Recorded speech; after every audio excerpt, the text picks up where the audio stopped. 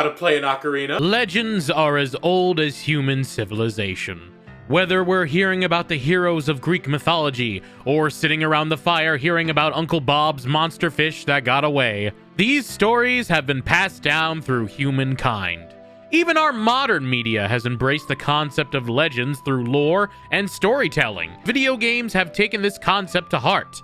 Games like Legend of Legaia, Legend of Dragoon, or the legend that started it all, and the topic of today's video, The Legend of Zelda. While there have been many games featuring a boy dressed in green who's not actually the person being referenced in the title, 29 to be exact, the one that everybody seems to rave about, the one that many consider a game changer for how modern-day Zelda games are created, is The Legend of Zelda: Ocarina of Time. How it changed the Zelda formula to that point, how it used its gaming elements to tell an epic story, all while keeping true to the dungeons and adventuring it was known for, and how it can be considered one of the greatest games I ever got to experience. Is what I would say if I actually played it. A lot of people consider this game to be a benchmark for gaming, but for me, I never owned it growing up. While everybody ranted and raved and kicked up stupid arguments about this, that, or the other thing regarding Ocarina, I never got the chance to see what all the excitement was about. Well, that changes now. I may be a decade or three late, but there's actually a funny story about how I almost got to play Legend of Zelda: Ocarina of Time. Almost. Let's go back to the year of 2000. Yeah, I know, some of you may not have been born yet, where a tiny little 6-year-old random got a Nintendo 64 for Christmas. He received the game that made the most sense for anyone to own. Hey you, Pikachu! Fast forward a year or two later, where my neighbor is going off to college, and that neighbor sold my mom a bunch of Nintendo 64 games that would be perfect for me. These were Mario Kart 64, Mario Party 1, Mike Piazza's Strike Zone, Forsaken 64, and of course, The Legend of Zelda: Ocarina of Time. Yeah! So you think this would be it? This would be the start of playing the classic that everyone was talking about, and me being able to experience this game from beginning to end, right? Well, it would have been minus one problem.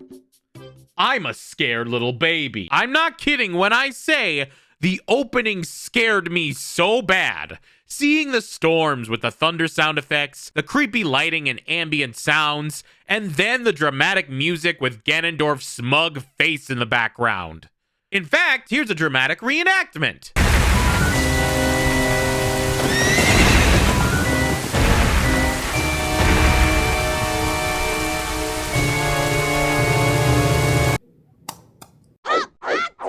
And then I went back to Spyro again for the remainder of my younger years. All because I was scared of Ganondorf. Thankfully, with the help of the internet, I was able to learn about the game itself, watching all the praise for it on YouTube, and seemingly unanimous agreement for the high bar it set for gaming in general. I eventually did make it past the opening scene, but even then, I never beat the game. I didn't even make it past the Forest Temple. So I figured I would start 2025 not only with a bang, but with a classic, and finally beat the game that's been in my backlog for over 2 decades. Also, I usually tend to do a generalization of the game for these videos. Not this time. This game, I'm gonna go through a journey. We're gonna experience the game from beginning to end with my thoughts on it. So grab your swords and bows and... Hey, listen! This is my journey with The Legend of Zelda: Ocarina of Time. The game starts off with that vision of the future, of you encountering a princess and a warrior on a horseback, and then seeing a man from the desert in the shadows, and you show your terror with a pog face for some reason. The great Deku Tree, on the verge of death, enlists the help of Navi, a forest fairy, to find our hero and bring him to the giant tree, as he is the key to saving the future of this realm. Follow that with a cool flying segment. Do a barrel roll! Navi gets you out of bed and off to the Kokiri forest. This music is very nostalgic to me, as I wandered around here as a kid not knowing what to do. To be fair, it's a fun area to get lost in. There's plenty of things to explore, lots of ways to get familiar with the controls, and there's also a bunch of people to talk to. The two most memorable ones in this area were Saria, who we'll talk about later, and this tiny jerk named Mido, who won't let you see the tree. But hey, it gives us more reasons to collect rupees and get better equipment. You can get your shield from the shop, but there's a little maze area where you get your first sword. But the cool part is how you open the chests.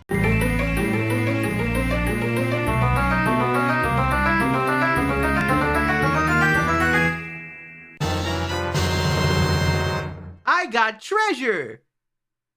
How long do I hold this up for? Cutting grass, throwing rocks, cutting signs, and even breaking into Mido's house to steal his rupees. Don't tell him. And we have what we need to enter our first dungeon. Eat that, you Peter Pan wannabe! The Great Deku Tree mentions how he has been cursed, and we must go inside of him in order to defeat a monster. And we get our first dungeon, as well as combat. A typical Zelda dungeon has you exploring, solving puzzles, collecting items, and fighting a few baddies. While this isn't too intense, you have to deal with little plants that remind me of Audrey 2, Skulltulas, and Deku Scrubs. This is essentially the formula that subsequent and even previous Zelda games took with their own dungeons. And this first dungeon does a lot to set the ground rules without being too overwhelming. One of the revolutionary ways it handles combat and the camera is Z-targeting, where you can lock onto an enemy or certain objects to get a better point of view. I know this sounds like a feature that's just automatic with the games that we play now, but in the days of Ocarina of Time, it was a big deal. And even years later, it still works fine. It is the first version, so it's the most glitchy, and I had a bit of trouble exiting out of Z-targeting, especially if there was more than one target, but it still gets the job done while making combat more interesting and easier. Plus, the in-lore explanation of having Navi being the reason you can Z-target is kind of cool, and gives you a really good reason for why she's around. Also, I'm gonna say this to get this out of the way now. I don't understand why Navi gets all the hate. She's really not that bad. Sure, she's a little overeager in the beginning, and that's honestly where she's at her worst. Don't get me started about how she is in the Great Deku Tree, but it's the beginning of the game. Of course, Nintendo is going to go overboard with the tutorials. And as time goes on, she calms down a lot, not only helping you with Z-targeting, but giving you information and flavor text on certain enemies, some of which can give you hints on how to beat them. Yes, you hear, "Hey, listen," a lot, but I feel that's just the internet complaining for the sake of complaining. And other than this weird glitch at the bottom of the dungeon,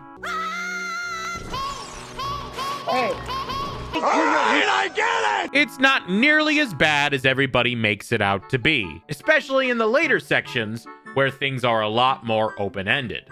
Heck, I actually look forward to Navi talking to me, because she usually gave me a hint on where to go next. Back to the Deku Tree, his dungeon is the first map and the easiest. You can collect things like the map, which helps you get around the dungeon, the compass, which tells you where you entered from last, very important for the directionally challenged, such as myself, and your weapon/item of each dungeon. For this dungeon, you get the slingshot, where you can use the magic of Z-targeting to launch some seeds onto enemies' faces. These puzzles aren't too bad. A lot of them are torch puzzles where you have to move one flame to the other flame, pushing big blocks that take a little too long to push, but it's not that big of a deal.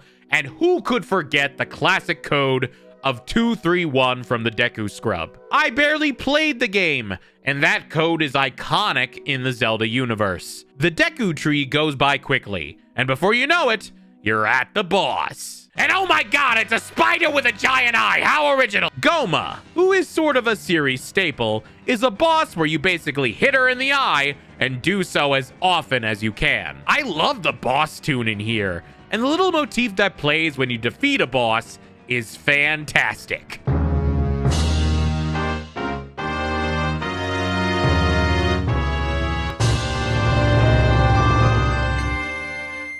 Seriously, it just sounds so epic, like you've really accomplished something great. Tell me this wouldn't sound cool walking away from an explosion or something. Incoming!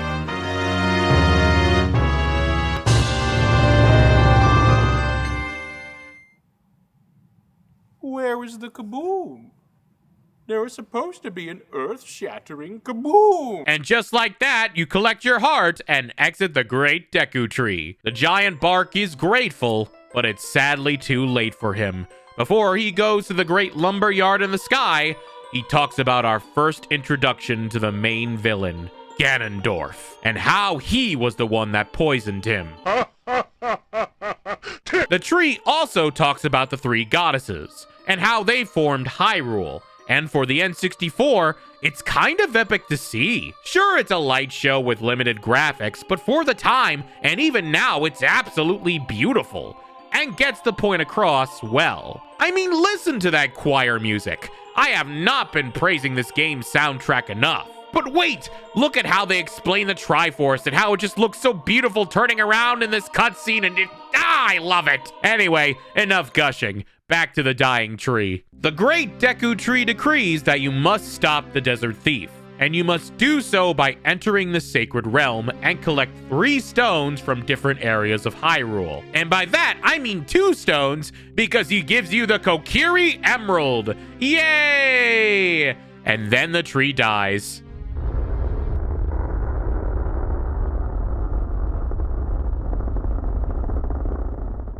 Anyway, probably best not to stay in the forest, as we got an adventure to go on. But it's not too long before said adventure is interrupted by Saria. I knew you would leave the forest someday, Link. Because you were different from me and my friends. But that's okay, because we'll be friends forever, won't we? In this very tearful reunion, what seemingly is our only friend gives us arguably one of the most important items in the game, an ocarina.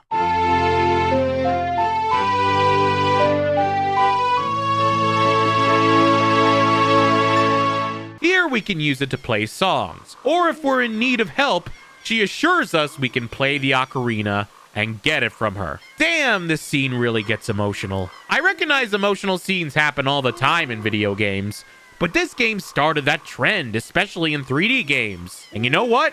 It works. I love how there's little to no music. It's just the sound of the forest setting the scene and driving home the importance of this meeting. Really good stuff. Oh yeah, we are in Hyrule now, with a whole look at the field to show how much we have to explore. We can go anywhere we want, really, but we've been told to go to the castle. So onward we go! Woohoo! Hello, Link. It's time to start your adventure. Oh, hi, random talking owl. Hi, random talking human. Make sure to head to Hyrule Castle, young blonde one. Thank you, Mr. Owl. Do you know how many licks it takes to get to the center of a Tootsie? If you get lost, make sure you can use the map. Woohoo! Did you get all that? Yes, I certainly did. Even if your button placements nearly tricked me. Nice try there, Mr. Owl. All right. I'll see you around. Woohoo! So, interrupting Owl aside, Woohoo! I wanted to point out one of the really cool things about the overworld, other than the fact that it's big and expansive. It also has a time system. As time goes by, the sun sets, and it becomes night. Gone are the days of Simon's Quest, where a paragraph of text just changes the time of day. It happens gradually as you play the game, seamlessly as it should be. And while you are supposed to experience at least one day and night cycle before you enter the castle, if you roll fast enough, you can make it to Hyrule Castle. Ha! Not today, Night Terrors! You enter the castle, and there's already so much you can do. So many villagers to talk to, like this twirling couple. Do they ever stop twirling? Dogs everywhere, tons of shops to buy from, including one where you can get a Hylian shield. It will be a little big on you, but trust me, whether here or otherwise, get it. No matter how much it makes you look like a turtle. You can even take part in a few mini games or get some side quests going if you want to. There's even a room full of pots. I'm relieving stress! Woo! Glad I got that out of my system, but I'm anxious to get the story moving along. So let's head over to Hyrule Castle. After all, I'm sure the guards are more than eager to let a kid see the royal princess of Hyrule. I should have expected that. You run into this farm girl named Malin, who's been waiting for her father to return to the castle, and tells you to give him this egg if you run into him. I mean, we are on a quest of our own, but how can we say no to an adorable little farm girl? Can I offer you a nice egg in this trying time? Ooh, hey, it's me again. Did you know time moves in certain areas and stays in others? Yes, Owl, I already told them that. Woohoo! Be careful, as you're going to want to make your way past all these guards. Would you like to hear it again? No, I wouldn't. But nice try. You're a smart kid. Owl out.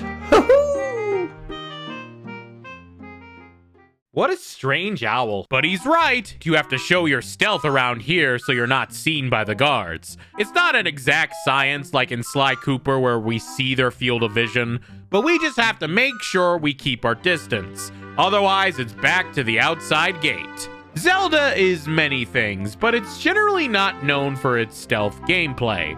But I'd say this is harmless enough. And with the help of restore points, the stakes are not nearly as difficult. We do run into Malon's father, who is currently sleeping, and wouldn't you know it, it's morning. Oh look, that egg has hatched and matured into a beautiful big chicken. Well, I think it's time he got a wake-up call, don't you?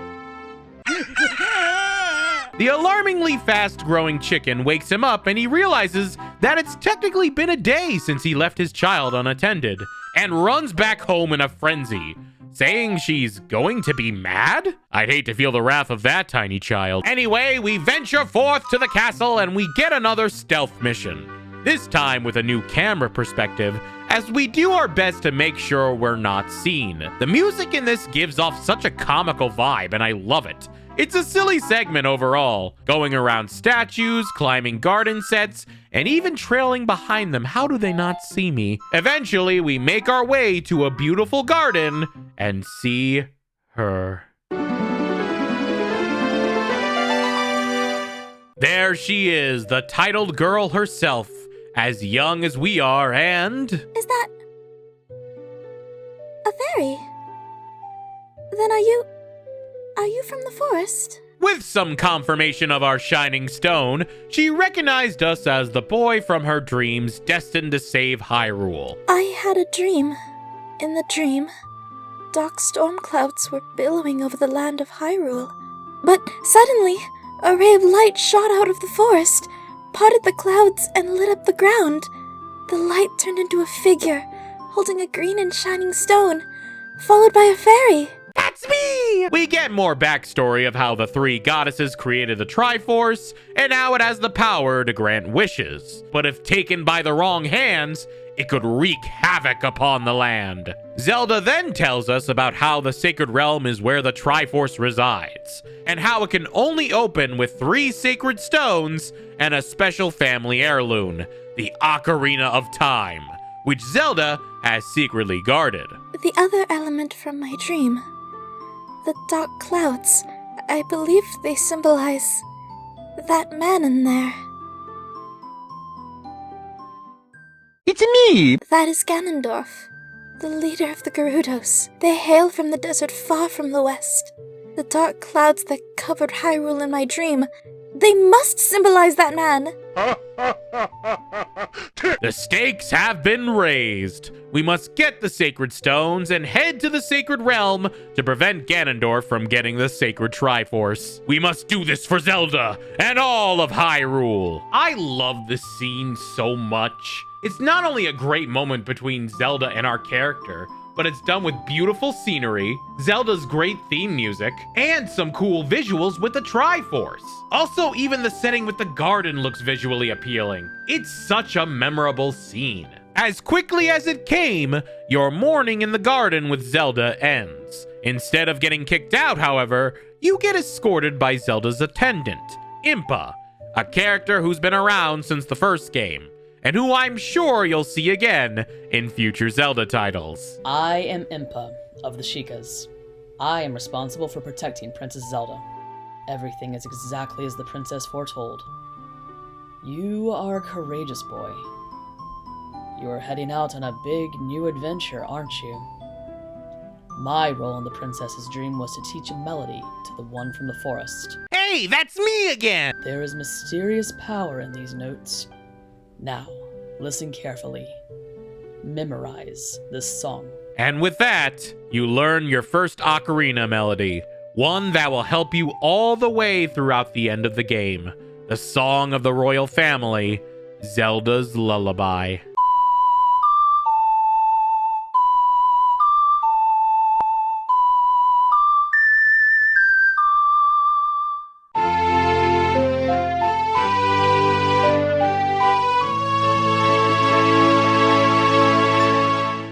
Beautiful.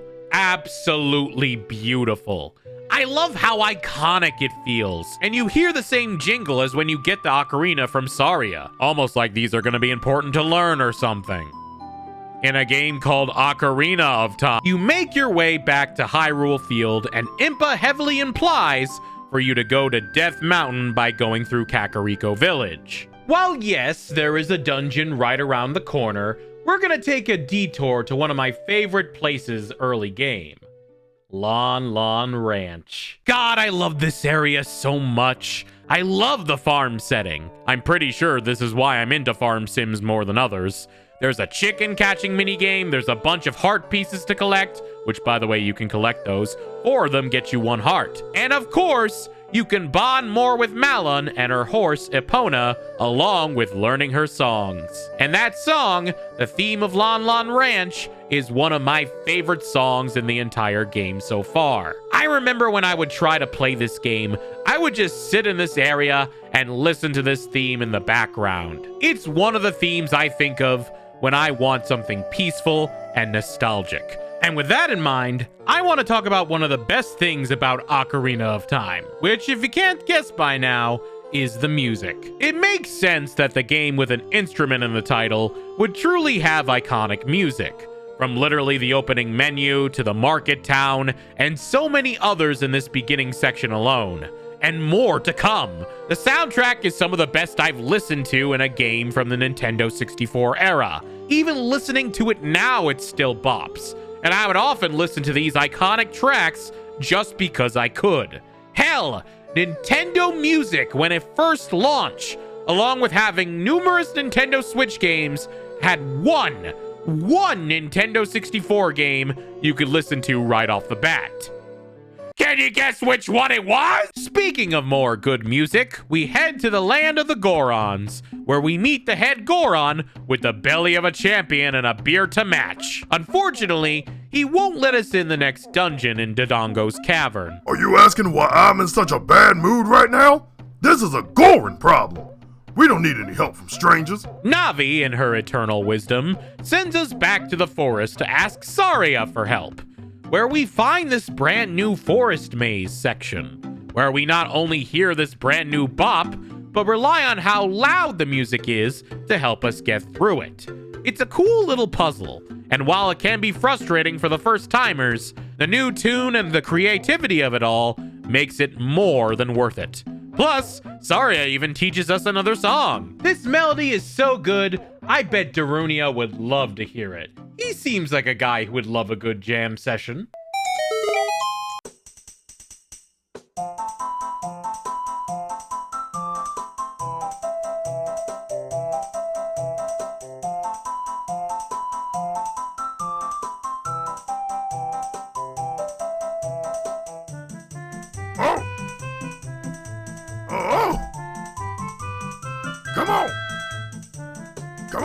Come on! Hot! What a hot beat! Woo! Yeah! Yahoo! Sometimes all it takes is a little music for foes to become bros. But he won't give us the stone that easily. If you want it so badly, why don't you go destroy the monsters inside the Dodongo's cavern and prove you a real man? I am a man, and I will bomb some the Dongos. Gee. Finally! It felt like forever since we finished the first dungeon, but we finally go to the Dongos Cavern. This dungeon features multiple pathways, a giant skull right at the entrance, which looks really cool. It also has a brand new item, the bomb bag. Oh yeah, there were bomb flowers you could find around Goron City, and Darunia did give you a gauntlet where you could pick them up, but unfortunately, once you picked them up, you had only a short window before they would just explode. But now, you can get bombs out of a bag anywhere, anytime. It's a very useful tool that helps you break boulders, find hidden passageways, and get through the cavern. This section also features mini-bosses, like these lizards that yelp pathetically whenever you try to hit them. They're a little annoying, but the music you hear fighting these guys is super epic. I can fight anything, and it would feel epic with this music.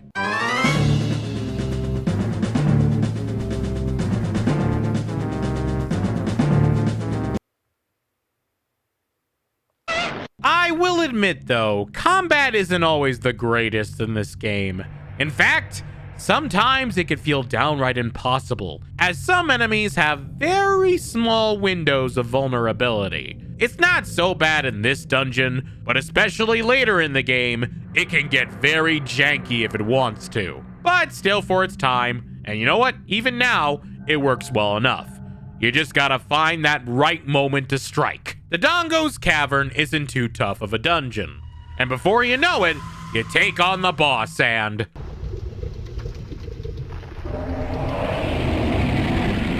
I can't wait to bomb some of the Dongos. Gee. Oh, he eats bombs and he's dead.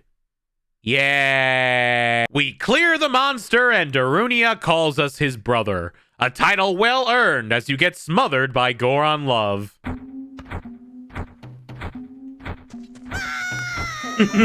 I feel the love. Hello, Link. Did you know there's a fairy that lives here? No, I didn't. Well, maybe you should see the fairy. Sure, I guess. Go see the fairy. Then maybe go to the lake, I guess. You know, that owl's really grown on me. So before we head to the next area, we go down a hole and are introduced to the fairy, and oh my god! Okay, maybe the fairies in Ocarina of Time look a little creepy nowadays, and that laugh doesn't do them any favors.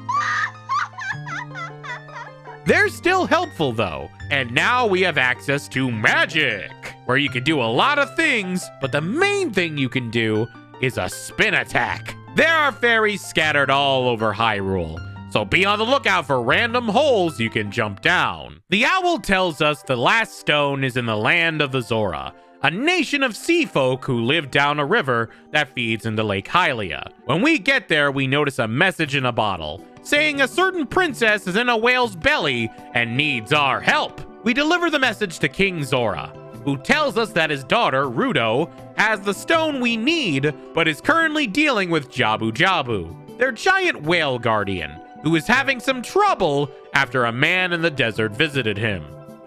Why does this man keep getting away with this?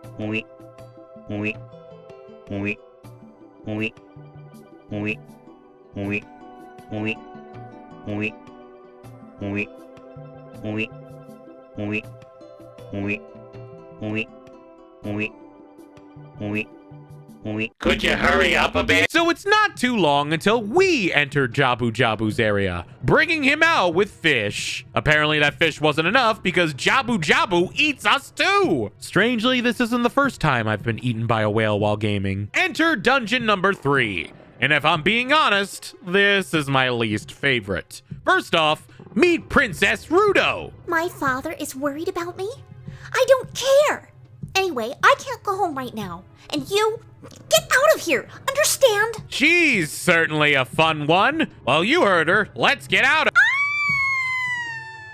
Yeah, okay. This place looks a bit gross, and if I'm honest, it's pretty repetitive. Not to mention, you have to spend a decent amount of the dungeon carrying Rudo around and making sure she stays close to you. Otherwise, she warps back to the dungeon entrance and scolds you once you reunite. Usually these rooms consist of weird hazards. Then you have to hit this weird tongue thing. The most memorable thing about this dungeon is getting the boomerang. I like that you can hit a bunch of things all at once, or at least slice through or stun them from a distance. It's arguably the best weapon in the early game. You try helping Ruto, and while she's being a brat, she gets captured by this jellyfish creature with tentacles and suction cups and... ew. Use the boomerang, slash him, and then the water stone is yours. Also, Ruto says she's your bride now. Girl, we just met. How did it progress this fast? You looked cool. Cooler than I thought you would anyway. Just a little. All right, we did it.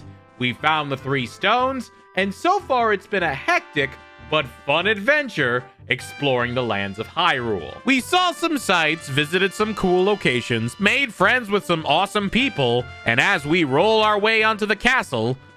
Why does the sky look like that? Wait, what's coming out of the castle? Oh no. This looks familiar.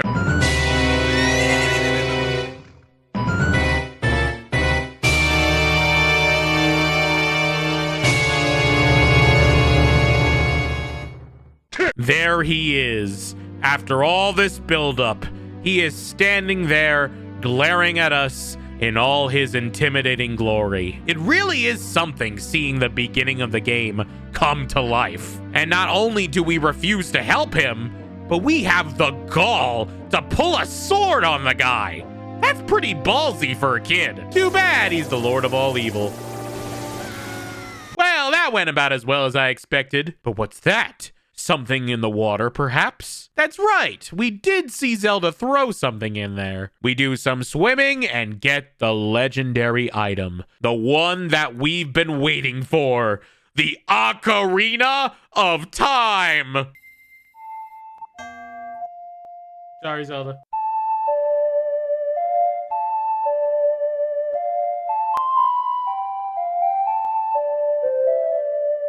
And with that, we have everything we need to enter the Temple of Time and play the Song of Time. Yeah, that's what Zelda said, all right. The Temple of Time is this huge cathedral area with this choir-like theme. And my God, does it feel larger than life. Not only from the entranceway, but inside the temple itself. It really feels divine and majestic. Can I get a hey listen? It really is one of the most important places in not only this game, but probably the entire Zelda timeline. And once we put in these 3 stones, a secret room opens where we see a special sword on a pedestal. The Master Sword. Yes, this is the game where the legendary blade gets introduced down in Hyrule. And it looks really cool here. Time to get our King Arthur on and see if we can pull the sword from the stone and enter the sacred realm.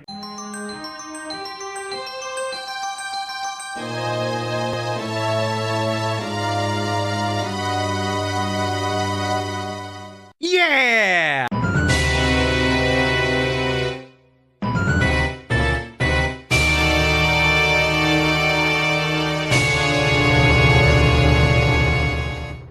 Oh no. We thought we were 1 step ahead, but Ganondorf was actually 5 ahead of us, as he followed me to the Temple of Time. And while we were taking out the sword, he went into the sacred realm and yoinked the Triforce and used it to take over all of Hyrule.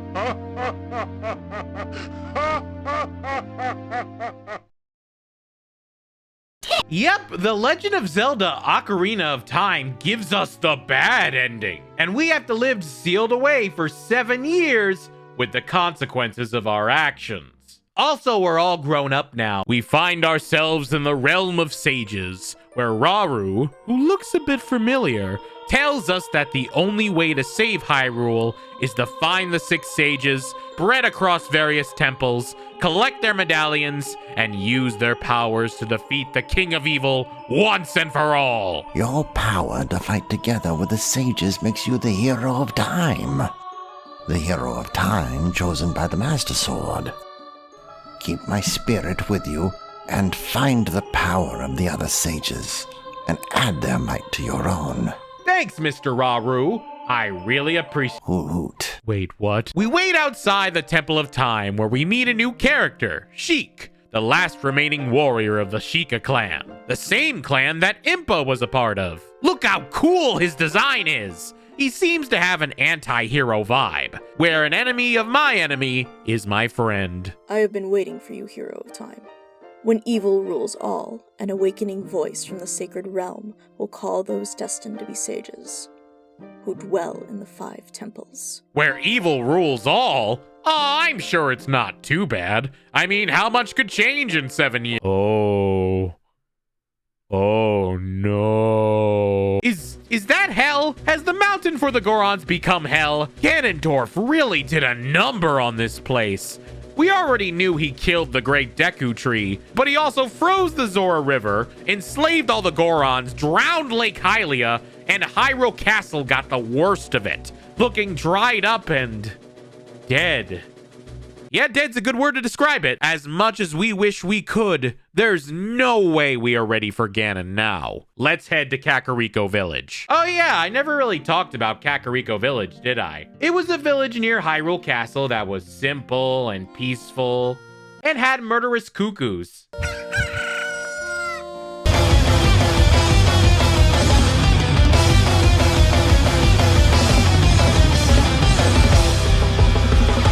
It had farms, a potion shop, a house of people cursed by Skulltulas, the usual. Lol. But going back to it shows how much things have changed. You see some people from Hyrule Castle Town, like the spinning couple from earlier. Glad not even Ganondorf could destroy their love. There's Malin's dad in one of the random buildings, as he got kicked out of his own ranch apparently. And there's even a windmill guy, who seems really mad at a kid with an ocarina. Good thing I'm an adult with one. Another thing of note, we're an adult now. And that big shield that made us look like a tortoise earlier, it's just fine now. Unfortunately, a lot of our items like the slingshot and boomerang don't work anymore. It honestly makes sense. The last thing you want to fight Ganon with is a slingshot. Even a fishing pole would be better. But there's something in Kakariko Village waiting for us. We go into this abandoned crypt, where we get arguably one of the best items in the entire game, the hook shot. This fancy item can attack and stun enemies from a distance, and you can use it to just launch yourself to other parts of the map, and it can help you get to places you couldn't before as a kid. Man, I really do admire Kakariko Village for what it represents in this game. Sort of like a safe haven amidst all the chaos. While things have changed, it's different from Hyrule Castle Town, which is more devastated and hopeless. Kakariko represents hope after Ganondorf. It shows how a group of people came together to survive. I honestly find it inspiring. But while there's places of relative safety, that doesn't always mean there's sunshine and brightness in Hyrule. Ganondorf is still in charge after all. It's up to us to head to these temples and rescue all these sages.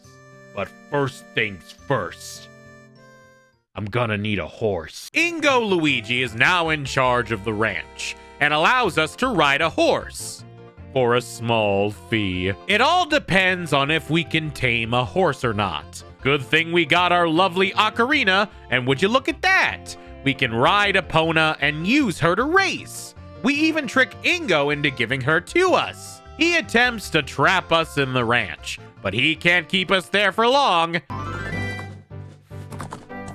You.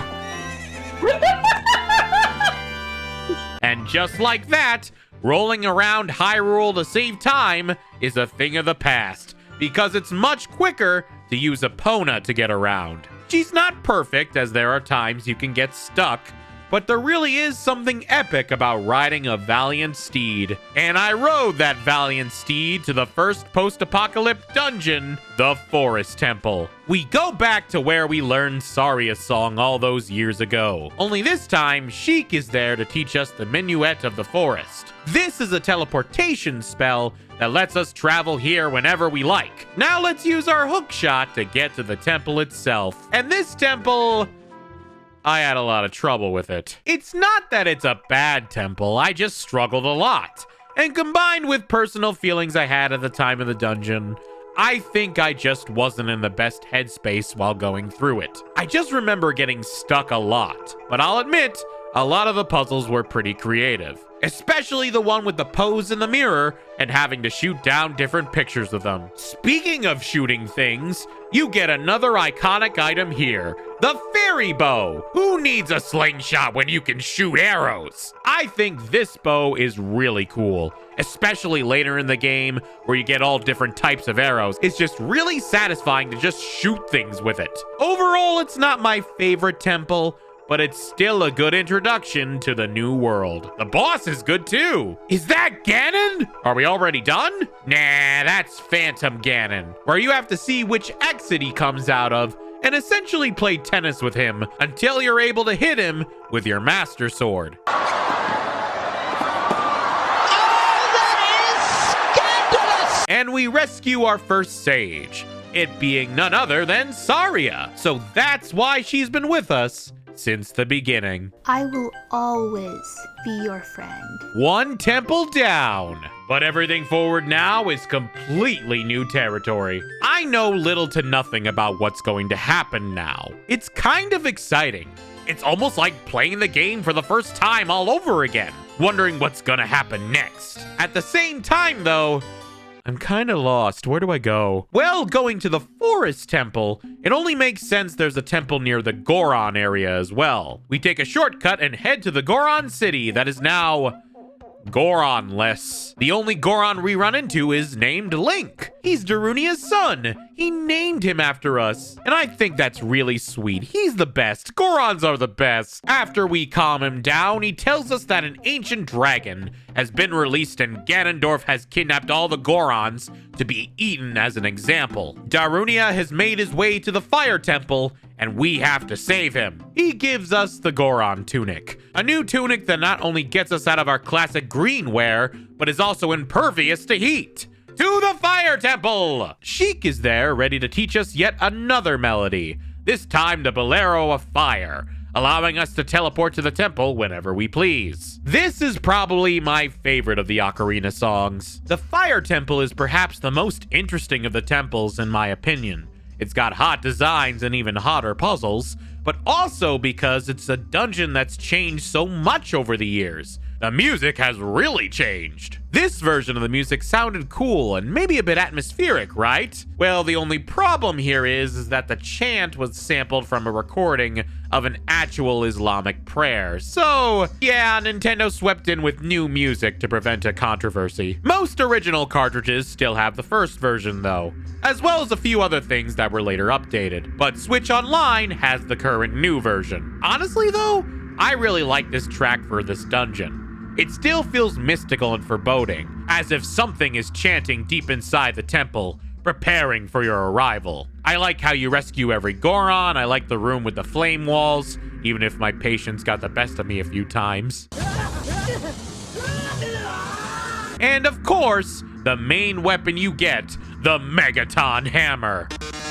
No, not the Metaton Hammer. The Megaton Hammer. This hammer doubles as a two-handed weapon and can hit switches that you couldn't press before because they were stuck or rusted. I also love the design of this thing. Its classic silver shine looks like something you'd see a Viking using. And you need it for the boss of the area, Volvagia, which isn't too bad either. It took a while to get our demented game of whack-a-mole locked in, but once I learned his pattern, it wasn't tough at all. We beat him real quick. After defeating Volvagia, we save the second sage, who happens to be Darunia, who reassures us that we're his brother. Don't forget, you and I are now true brothers. You can get on your... We head over to Zora's domain, which looks like it's really let itself go, with even good old King Zora trapped in a crystal of red ice. We head to a dungeon located in the Ice Cavern, a mini dungeon with some music that's pretty chill. There are also these pedestals with blue fire that you can collect in the dungeon. You need several, so make sure you stock up on a few. Trust me, you will need this. At the end of the dungeon, we get the Iron Boots. a set of boots that allow us to walk underwater. Yeah, we may not be Jesus, but it's the next best thing. Sheik strikes again, now teaching us the Serenade of Water, where you can warp to Lake Hylia all dried up. Ganondorf, you madman! And we enter the water temple and find Rudo all grown up. This is where we start to realize a great feature to all the songs that Sheik taught us. That's actually a really innovative game feature. Fast travel. Yes, I know you could technically do it with Link to the Past, but the fact you're able to do it here in a 3D environment really opened up a lot of doors for the concept. And while you can't go to every single place in Hyrule, it still saves you a lot of time, as long as you aren't like me and forget all the notes. I swear half my time with the Ocarina was just me desperately trying to remember which buttons to press. Sure, I could go to the main menu to look it up, but that takes forever to hit the pause button, scroll through the menus, get to the right song, memorize the pattern, get out of the menu, and then immediately forget it again when I go to actually play it. It's one of my biggest complaints, especially with the menu system. I kind of wish there was just a way to quickly glance over and look at it without having to go through the hassle of opening and closing. But hey, that's what the internet is for. Or a notepad and pencil. You get out of the ice cavern, rescue King Zora, and get the Zora tunic. And now you have the complete tunic set in all 3 colors for the low price of 99 rupees or your money back. Tunic in hand, iron boots on our feet, we head over to the water temple. And going into this, I heard so many bad things about the water temple. According to the internet, it's the most hated dungeon in the game, if not the entire series. It's confusing, annoying, and just a bad time. Again, if I'm being honest, guys, I don't get it. I don't understand why it's that bad. Sure, it's a little confusing, but if you have a walkthrough of any kind nowadays, or even more, make sure to pay attention to the little details. You're gonna be fine. Yes, some things look a bit similar. Yes, there are a lot of things to hookshot. And yes, it can be a bit repetitive taking the boots on and off. But I really think, just like Navi, it's overblown and overhated. Neither deserve all that. Just pay attention to your surroundings. Be patient. Study a walkthrough if you need it. And you'll be fine. Plus, you get the long shot here. An overall extension for the hook shot, where it goes even further beyond! To reach farther targets so you can travel to even farther distances. Even Princess Rudo isn't that annoying anymore, as you only encounter her in the beginning of the temple, where she tells you she remembers your vows and complains how long she waited. You have to help me. This is a request from me, the woman who is going to be your wife. Is this what being trapped in a marriage feels like? But you want to know the hardest thing about this dungeon? You want to know the hardest thing to deal with about this dungeon? The hardest thing about this dungeon is this guy. Oh, Dark Link. This mini boss gave me so much trouble. Even more so than the actual boss battle of the temple. This guy mimics your moves to a T, but if you're patient enough, you can psych him out. And the more damage you do to him, the more frantic his moves get.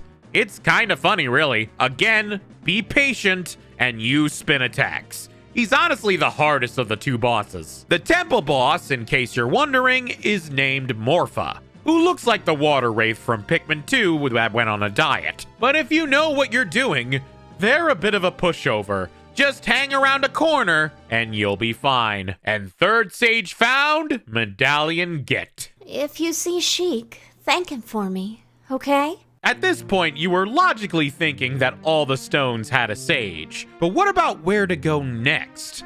What other places have temples? Who are the other 2 sages? Why can I shoot the sun with a bow and arrow and get fire arrows with it? Hell yeah. Well, at this point, we make our way back to Kakariko Village, and oh my god, everything's on fire! And this cutscene looks kind of sick. We get creamed by this invisible spirit, and a now frantic Sheik tells us that Impa is the next sage of the temple, hidden in Kakariko. We can try going there, but first we need a special lens of truth to find out how to get really into it, which is unfortunately hidden in a well we can't quite access yet. I mean, it was caused by a spirit monster recently. If only I could just go back in time and... Oh, we're going back in time to the first well to get the lens of truth out of the dungeon. That's right. It's really cool that we can actually go back in time. And even cooler, we can use our ocarina melodies to warp to certain places as a child. It's nice to see both sides of Kakariko almost back to back, really. And remember the windmill guy?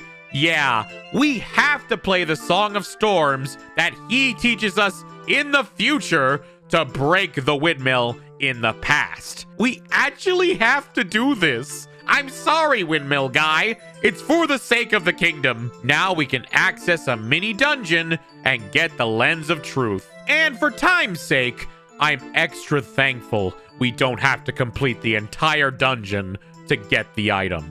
It saves me a lot of time. Then we get the Master Sword back, head back to Kakariko Village, and start my favorite dungeon in the game, the Shadow Temple. This temple is a fun one, having you use the lens of truth to find secret entrances, hidden objects, hazards, and solve so many creative puzzles. There are almost too many great things to count.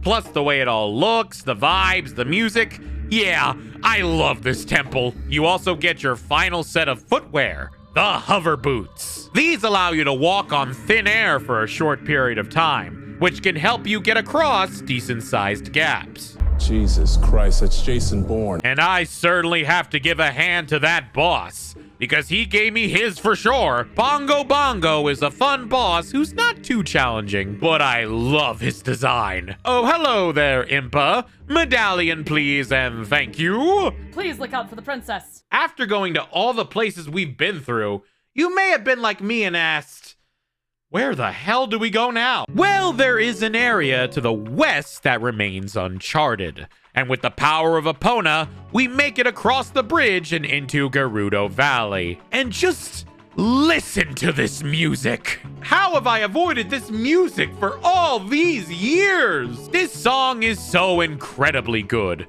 Probably one of my favorites in the game so far. You know what? They're all good. All of the music is my favorite. There's a lot you have to do in this area, but this video is getting long enough as is, so let's rush through everything we do here, shall we? We sneak into the Gerudo Fortress, make sure we get caught as little as possible, rescue the trapped carpenters as we fight a Gerudo warrior each time we save one, eventually winning the heart of the Gerudo tribe. Afterwards, we make our way to the desert, encounter a hippie with overpriced merch, run into a Poe we can only see with the lens of truth, who we then follow to the Spirit Temple where Sheik, who somehow got here before us, teaches the final ocarina melody so we can teleport there wherever and whenever we like.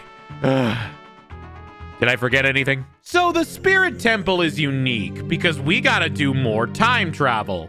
Half of this temple is done as a child and the other half as an adult. In the first half, we meet Naboru, a lone wolf of the Gerudo. Wait a second. I want to ask first. You wouldn't happen to be one of Ganondorf's followers, would you? Ganondorf? He's a...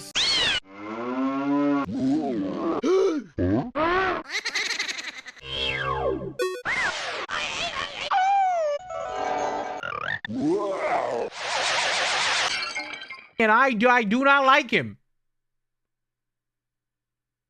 You got guts. I think I like you. I want to ask you a favor. Will you go through this tiny hole and get a treasure that's inside? She's asking for the silver gauntlets. They're too big for us anyway, so why not? After some puzzle solving and dungeon exploring and fighting a giant dude with an axe, we find the silver gauntlets she's looking for. But whoops! She gets captured by some witches. We can't do anything else here right now. Back to the future! And now we can access the other side. We do the other half of the dungeon as adult Link. It's a cool idea of doing both halves of the dungeon in different time periods. And while it may feel longer going back and forth in time, It's actually a pretty quick dungeon if you know what you're doing. You also get your final shield, the mirror shield here. You can use this to reflect light and magic. This is pretty handy when solving the light-based puzzles further in the dungeon. There's an entire room where you have to shine light on a bunch of suns until you find the good one. All right, boss time. We find another one of those heavy armors, but it's Naburu for some reason. I guess she was brainwashed or something. Well, time to fight two old ladies. Yeah, the boss for this one is these two old crones. And you have to use the mirror shield to reflect one's attacks on the other. Pretty cool idea. Then the second phase begins and... Oh dear, oh.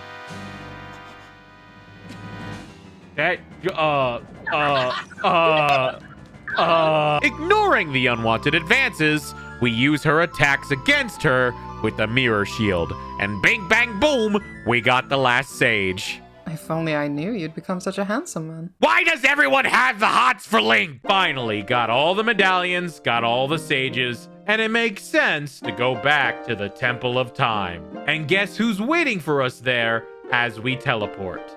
What does good old Sheik have to tell us? And the other, the holder of the Triforce of Wisdom, the seventh sage.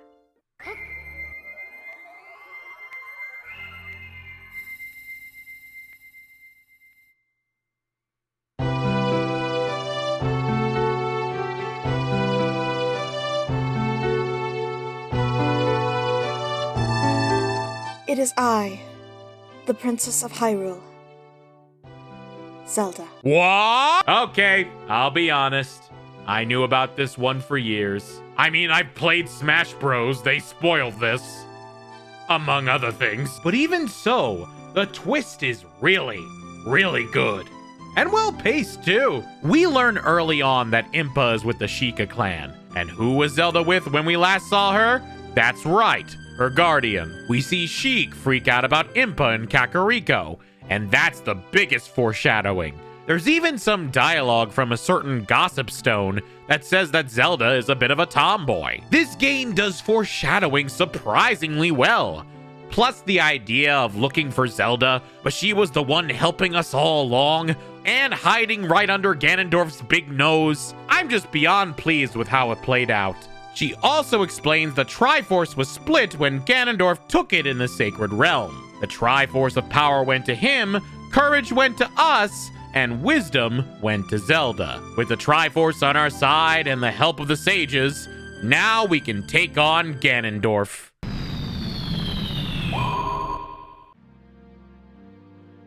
Yeah, I was worried about that.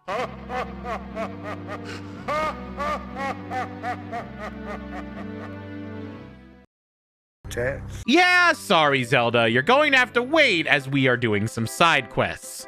God, it's like Breath of the Wild all over again. There's the one side quest with the happy mask salesman, who you might recognize from another Zelda game, where you have to sell various masks to various people. Sometimes you'll make a profit, sometimes you'll get ripped off. And one time, someone will dump their entire life savings.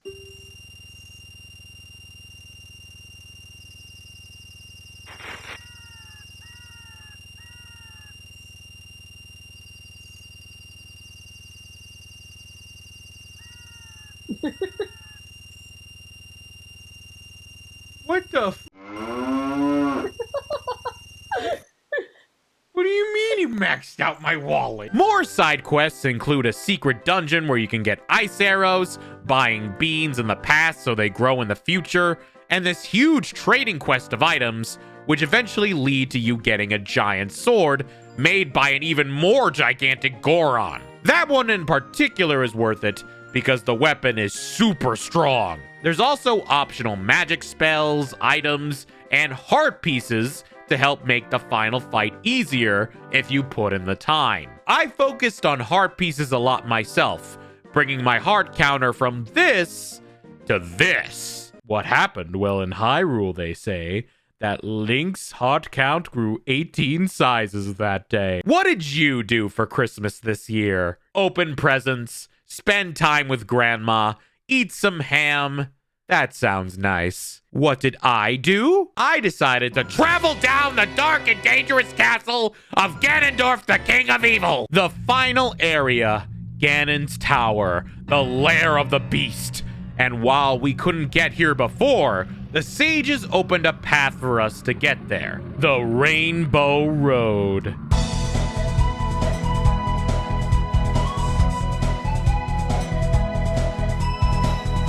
The N64 sure loves itself some rainbows, am I right? Ganon's Tower mostly consists of smaller sections, where we complete challenges and meet up with the sages again.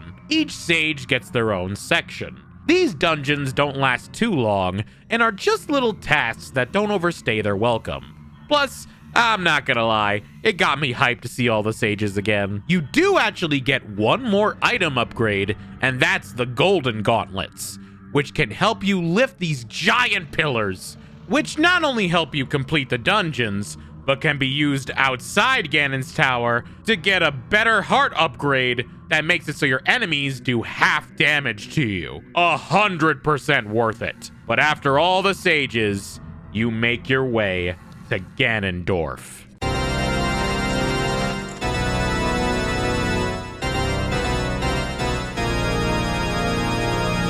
This music, this build-up, this is some of the most intense anticipation to a final confrontation in a game I've played in years. And this came out like 30 years ago! The way you go through each room, and you just faintly hear the organ getting louder and louder with each room you pass. All of this continues to build the anticipation to a fever pitch. You've seen Ganondorf since the very beginning, since that opening cutscene, each appearance being more and more sinister than the last. And now, after all you've done, all the people you saved, and everything you've worked for, you are ready to use your courage to face his power. If there's one thing this game has done right, it's earn its finale.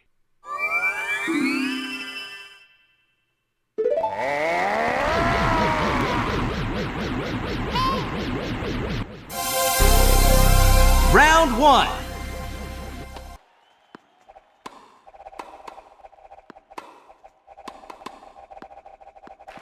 Yep, you have to play some Dead Man's Volley again, only it's a bit tougher this time around, because the dark energy means that Navi can't use E-targeting to help you out. You gotta hit him as many times as it takes until he screws up. Shoot a light arrow at him, hook shot over to him, and then whack him with the Master Sword. It's a bit tricky, but an overall cool fight, if a bit repetitive. But the way it all looks, combined with how Ganondorf is itself and how intimidating he is, and how cinematic the encounter is, makes up for everything else. And wham! Did we do it? Did we beat him?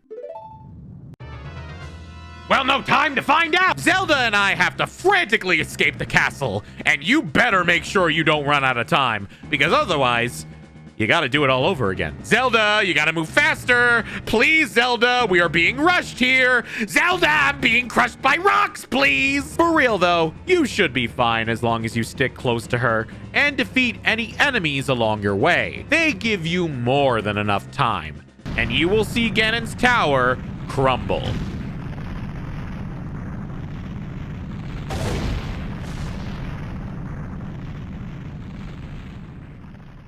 And with that, we finally beat Legend of Zelda: Ocarina of Time.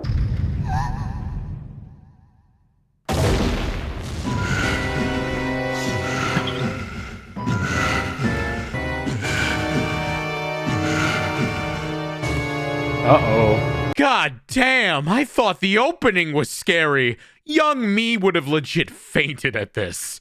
The deep breathing really sells how creepy this sounds. And speaking of creepy...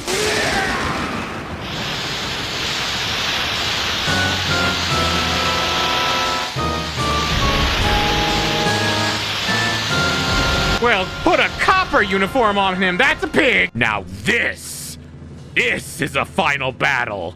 Your blade is thrown to the side of the stage, and you have to fight the beast Ganon himself. It's truly an epic sight to behold, and I love how perfectly the music and sound work with this. The attention to detail here is insane. I mean, you can hear Zelda legit gasp every time you are hit. But thankfully, we have that Goron sword from the side quest, or we could use the hammer too. And that would be enough to stun him, to lower the flames and get our Master Sword back. And then it's on like Donkey Kong, as we stun him with a light arrow and then hit his tail. God, this fight is so epic. God, even though this fight came out years ago, fighting him now just feels incredible. Everything's built up so much since the beginning of our journey, and it's really super satisfying to have this final conclusion. But it certainly wasn't easy. I had some trouble, and thank God I got those health upgrades, because I made my way down to half a heart.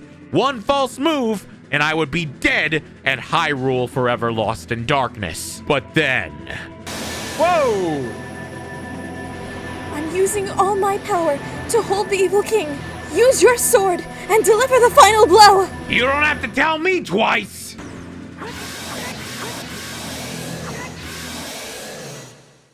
I did it?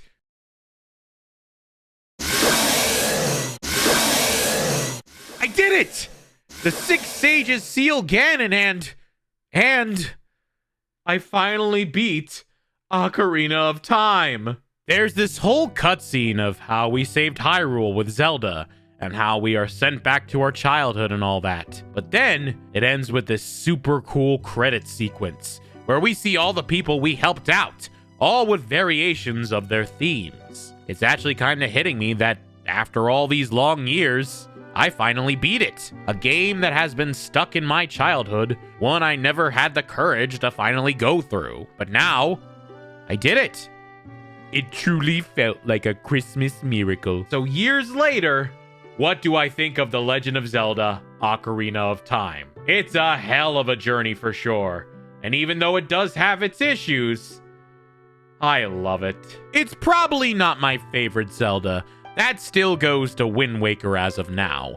And I hope to make a video about that game one day like this, if it ever gets released on the Switch. But I can definitively say that The Legend of Zelda: Ocarina of Time is magnificent. Great music, great level design, some Zelda staples that made their first appearance here, and a game that truly felt like the hero's journey in every way. It has its problems and it's aged rough in some spots, but there is so much that makes this game timeless. Pun intended. It's a magical game in so many ways, and to say I love it to bits is an understatement. I curse the fear and cowardice that kept me from playing more of this game sooner. But even so, it was kind of cool to play the game for the first time with this perspective. I think I enjoyed it a lot more than I would have as just a kid.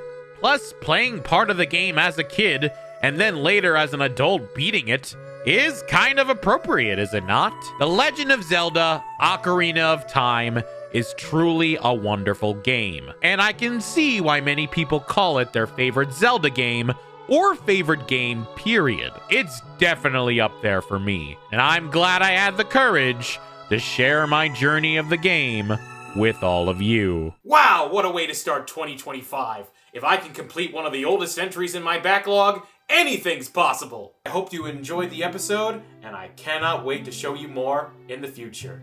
Until then, thanks for watching, and have a good time.